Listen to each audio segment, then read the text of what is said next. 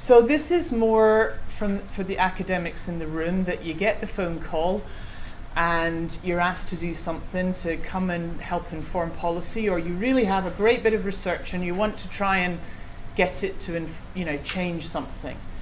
So I've been on many committees, mainly in DEFRA, and I've done a lot of work for governments, EU and what have you in the past. But two recent things made me really sit back and think about what works and what doesn't work, and what are we all trying to do in this space, because it can be a real mismatch of expectations sometimes. So the two examples I want to give you is two that I've recently been involved in. So the first is I was appointed as the Specialist Advisor to the House of Parliament Inquiry into Soil Health in 2015. And there's a picture there on parliamentary TV. The whole thing is live. There's a whole lot of work in the background.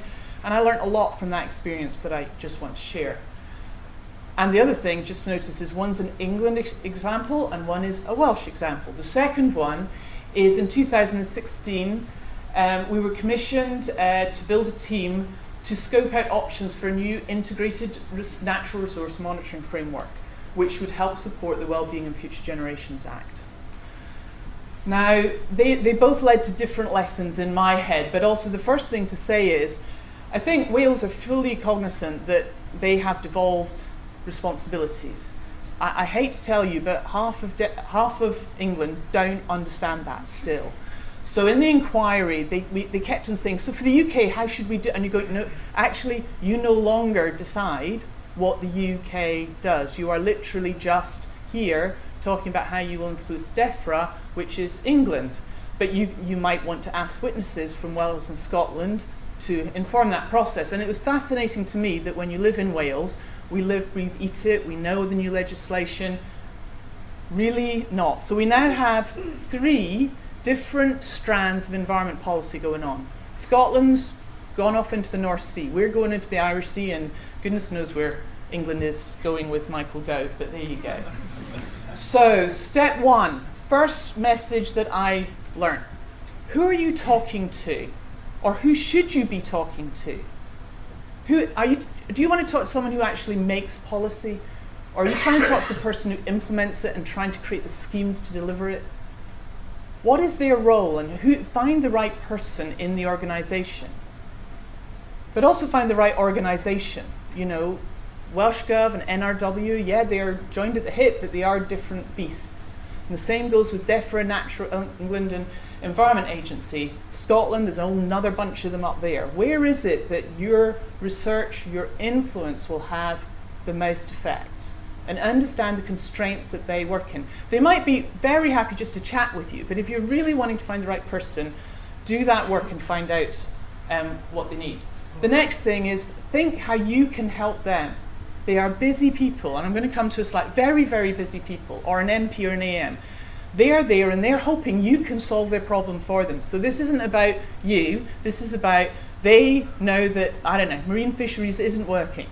What is it that you can do? What number can you give them that can help move them along, develop the science? And the other thing I would just say is before you launch in, just check that you have understood the problem right, that this policy is up for renewal, that they aren't currently struggling with, how to deal with Brexit is probably a pretty good guess at the moment, but that thing. So just to give you a practical example, so I had an email, would you like to apply to be the advisor for the Soil Health Inquiry? So at least it's an email, so you have time to think. First thing is, what the heck is an inquiry? We've all heard of them, we know what they are, right? Well, first it is inquiry spelt with an I, not an E, which if your English teaching was better than mine was, that was the first lesson I had to learn. And then I went on and found out what these committees do, what's their responsibilities, and what are they actually for? So they are the checks and balances in government to actually work out whether the government is currently doing the right thing in this environment space. So the committee that was responsible for this in England now is the Environment Audit Committee, and this is their remit. So note, it is not to fund research. It is not to just give a hiding to the government. It is actually to audit current progress, but also they are really tasked with trying to find a solution. It's really not helpful just to go in and describe the problems. You really, really need to have and if they just did this would really, and we have evidence that this would help. Okay, so we've got to move from describing the problem to identifying the actions that you actually want someone to make. Alerting someone to a problem is useful, but you'll have so much more traction if you can then follow through. So what did they want from me? So I eventually there were 3 of us being interviewed. I got a phone call interview because they decided Bangor was too far to go to London, which was lovely of them. Most people don't think like that. And the first thing, I asked them afterwards why they picked me, and they said I hadn't lectured, I hadn't talked down to them. They're very bright people. They're just not soil scientists. So could I capture why is soil important in a sentence that made them go, oh, right, I get it. They're a bunch of MPs. They, they might know something about flooding because it happens in their constituency, soil not. And it's a way of, can we communicate without a feeling of that, forgetting that we're in a lecture theatre, talking to our first year students, and actually just trying to communicate. The other was they really, really needed someone to be impartial. You can, of course, go in being impartial. That's fine. John asked a question before about evidence and opinion. That's all, as long as it's fine. But what they're often looking for in these inquiries is someone that can do, on the one hand, we have the evidence here, and on the other hand, here. And they might say, and in your opinion, you might go, well, in my opinion, this is, that's what they're asking you for. That's the advice. But you are at least able to do that. We as scientists should do that all the time. But you know what it's like when we get cornered and, people challenge us. We tend to, we can be as emotive as the next person, in my experience. What they wanted was to identify issues which really did have good national evidence, right? So we're not talking about one study in one field. Was there evidence? Was it ready for action? So did we actually know what to do about it? Okay, so there was a problem, I don't know, decline in soil organic matter in arable systems. Do we actually know what could be done? It's just that DEFRA isn't putting in the right levers and regulations and things to do it. Or is actually everyone going, it's a problem, and we don't know what to do about it? If so, it probably shouldn't have got as far as this committee, because that should be something that you go to NERC for and say, we've got a big problem, we need to identify some issues and understand it better. And the other was to identify evidence, and this is probably the most challenging bit, is to identify evidence that really had traction with them. So to identify something that means something to them. Any MP or AM or a charity, an NGO, has a board that they've got to try and justify spending money for. And if you can articulate it in a way that then links it through to people or to money or to something else, it can really help. You might be lucky and it can be completely altruistic, but I was really surprised at which numbers and metrics gained traction and which ones didn't. So, for example, the soil has 1/4 of the world's biodiversity. I thought, we're on a winner. 1/4 of the biodiversity, beneath your feet. This is what all soil scientists use all the time. Just not. All our soil in the UK, more or less, is only there since the last glaciation, 11,000 years. It's actually, every time you see an erosion event, you should be really upset because that's like 100 years of soil formation going into the rivers. Wow, 11,000 years. We thought it was millions. They really got that number. So it's not always easy to predict. Have a few in your pocket to kind of try it out on people. So who are they talking to? Now this might sound a bit odd because they phoned you up, right? But they're probably trying to scope you out. And I'm sorry for theys in the room that I'm talking about you like this, but from our experience. So you might want to say, I'm a PhD student. That's absolutely fine. I have 3 years PhD experience working on this topic. I really know it inside out. I'm a research specializing in.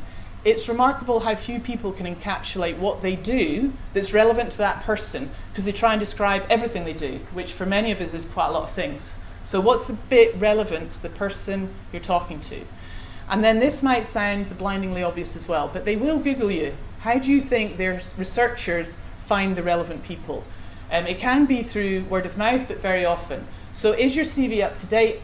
And does it actually have the evidence that you're interested in this? So if they looked at your CV, would it show that you're actually interested in these kind of tricky policy questions, that you'd be interested? Or is it all based on getting your next job in a university? Just something to think about. Look after your international credentials. It's really easy to let them slip. And be careful about social media. It's really easy if you're one of the tweeters or what have you to just shoot from the hip. If you're looking to be one of these people that they come to with a calm, balanced head on, do you want to be the person that when they look, that you've actually shot from the hip, possibly even in a subject that you don't know about? It has happened, and it does, and it stays around forever, as you know. You cannot delete things off the web unless you're very clever. So here's me selling myself. So when CEH, who is that? So this is who I work for. So we're at the moment organising ourselves to come out of NERC. We are a NERC Research Institute, and we're going to become a charity. So it's made us really think about the ethics of who we are. Why do we think people come to us? So these are the kind of things that I talk about. So at the moment, we're a public body. That tends to get quite a lot of faith from people. People tend to trust that. And we're owned by the Natural Environment Research Council. If you're lucky, they might know who that is. What is your organization's purpose? This is where independent, not for profit, you know, I'm not saying this works for you. Some of you might not be like this, but for me, what I'm trying to sell is who I am. So you'll have a whole different list for you. And we do environmental research in land and water. Others do the oceans and others do other things. Why? We want to deliver solutions for today's urgent environmental problems. So I'm trying to tell them we're solutions-based, not just about describing yet more problems, yet more problems. The next thing is where. We're a UK organisation. We have 4 stations.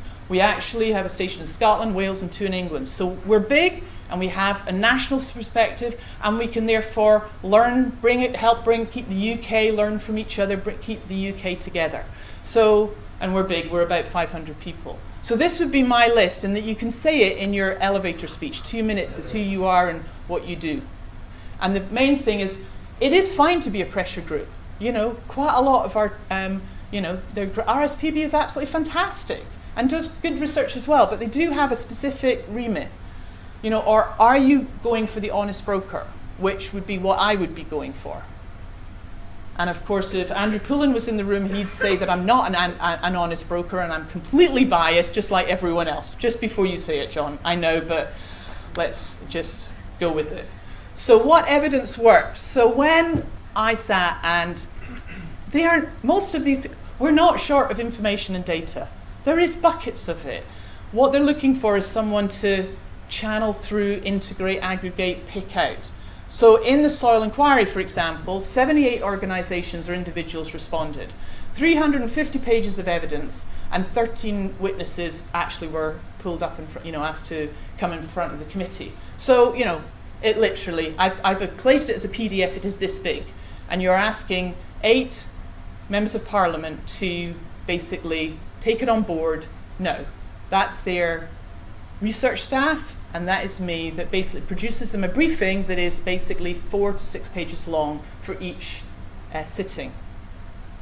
What I learned was that success was more likely if you made it simple and easy to understand. I know that sounds blindingly obvious, but it's surprising how many metrics just weren't. Even something as simple as people interchanging soil carbon and soil organic matter. We were 2/3 the way through the inquiry before someone said, are they the same thing? Are they different? Because everyone kept using them completely they're not the same thing, but they kind of approximate to the same thing. But my problem was, as soon as I was appointed advisor, I was not allowed to communicate or speak to the witnesses so I couldn't go to people who were called for witnesses and say, please use this word, or please don't do this. I wasn't allowed to. I was the other side at this point. So I could see all this unfolding going, oh no. Use an analogy. So we've just had a fantastic one about the flight between the UK and Washington, 3 meter cube of ice. That's absolutely perfect. I bet that's probably the one thing you're all going to go away and remember, as my guess. So my one, which actually got traction, a bit dafter, was what's wrong with soil? Why aren't we protecting it? So Cinderella science. So we have directives for air, habitats, water. Massive, massive focus by everyone. Water Framework Directive 80% of NRW's funding goes on just trying to monitor, of its monitoring portfolio, goes on to that. It's made massive inroads, great improvement, fantastic. Soil, UK were one of 3 countries voted against it, soil directive. We have no explicit directive or policy, well, we have policies relating to the protection of soil, so it's been forgotten about, right? It sits in the middle. Everyone assumes as long as water's okay, it by definition tells you your soil is okay. That is absolutely not right. By the time nitrogen in your extensive systems has leaked through and into your rivers, you have wiped out every lichen, every bryophyte. Waters are not an early warning indicator, they're actually almost the last indicator of things that's happening in the terrestrial environment. So that assumption, no. So Cinderella Science, they got that. You know, the chair kept citing it, and it's actually in her summing up and everything else like that. So that worked. It was relevant. It could lead to an action. I've done that already. And the benefits were clear. If you do this, then this. So you had to have those articulated. Why should, you know, they spend money on this rather than National Health Service? That is literally what we are asking them to do. What didn't work, right? So I had my head in my hands, bless them, with some of our people, because they say soil is fascinating and it's terribly complicated, as is the Arctic, as is marine. It doesn't really help to say it's all very complicated, and because that just, you know, yeah, doesn't really help. And they're not funders of research, go somewhere else. We got caught out, only one, for which I'm very proud of, but we did get caught with a secondary citation. You all know where they are, where you're just a bit lazy and you cite, you know, that 1967 paper that it will just take a bucket of work, it's not in. One of the members of Parliament went and found it. More fool us. And that whole area of evidence, more or less, you could see them mentally going to one side, even though we found other evidence and it went to one side. You get one chance. The next is you lose credibility if you offer opinions on areas outside your expertise. It's really, they ask you that, you ask you things, and you're in there and you think, oh, well, I think that. I'm not a molecular biologist. I shouldn't reply to anything on the soil molecular, just not my area. You need to add the next witness. Really, really do that, because otherwise you can scupper things very, very badly. Check your statistic. So we all know money matter. You know, money talks, right? So we were very proud. We pulled up the study that got a witness up who's done the one costs of soil degradation, 1.2 to 1.4 billion pounds a year. This'll make them talk. They'll make them listen. Fortunately, Rory Stewart, the minister at the time, said air pollution's costing me 12 to 14 billion pounds, a factor of 10 difference. Sorry, why should I do soil? That didn't work on me. Should have done. Don't play with economics if you don't know what you're talking about. What we should have done, probably, was talk about the benefits, not the costs, but the benefits of the carbon to farmers and the food security and things like that. And remember, you may not have PowerPoint, which if you're like me is all a bit of a crutch and it becomes quite difficult not to. So the final one, I'm just going to very quickly do this, is another thing you might be asked to do is to bring together the community to kind of come to a joint decision. Last year, in just 4 months, Welsh Gov asked us to basically review the whole terrestrial monitoring framework for Wales. Whole list of things, and they gave us 4 months to do it. Oh. Sorry.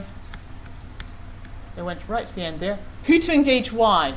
Think about what method you use for what things. So bilateral meetings, where we went in one-to-one, we did with people who, why would they come?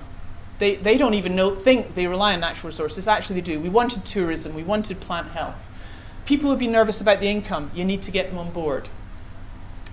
Stakeholder meetings. Those, we spend half our life in Wales going to these meetings where everyone goes along. And it is important to get the buy-in, to get their input, so that we had a whole lot of stakeholder workshops of people who actually do the monitoring now. And scientists who want to help, they perhaps not for these two, but we got them to do briefing papers of the new technical innovations, which they really are at the cutting edge of, and sort of ask them in a paper which we could then talk about. And then check everyone on board with that everyone knows what currently is happening. We ran out at number 48 policies that the poor people in Welsh Gov and NRW are currently trying to find what evidence for. That's all the green bars, and we didn't even put them on. So when they're looking a little frazzled, it's because they're dealing with all these EU directives, international directives, then national strategies, and they all have evidence needs and reporting mechanisms. Now the great thing in Wales is what we're hoping is, can we collect once, reuse often? That's the idea. But really it's about, we just had to get, even people in the room from different policy areas didn't really know what all their other policy people were having to deal with. It was kind of an opening of eyes to everyone that it was such a complicated, rich area. And what has changed? So where are we going to? Everything has changed in Wales, and it's completely different to England. So I'm going to skip that. So the outcomes, you need to be a bit robust. Just like you write proposals and they don't work half the time, welcome to policy. You all know the mess that is Brexit and DEFRA and, nothing, a report, lots of stuff, nothing happening. I'm not holding my breath. We can live in hope. On the other side, Welsh Government have put out a project information notice saying they are going to commission a new integrated monitoring framework based on the 10 recommendations from that project. 50-50 win, that's not bad, I reckon. So is it worth it? Yes, if you put time into it and get a kick of seeing your work, but a foot in each camp is painful. You imagine doing that thing, and it takes vast amounts of time to do it well. And I'll just leave those up for the summary of all the lessons I've learned. Thank you.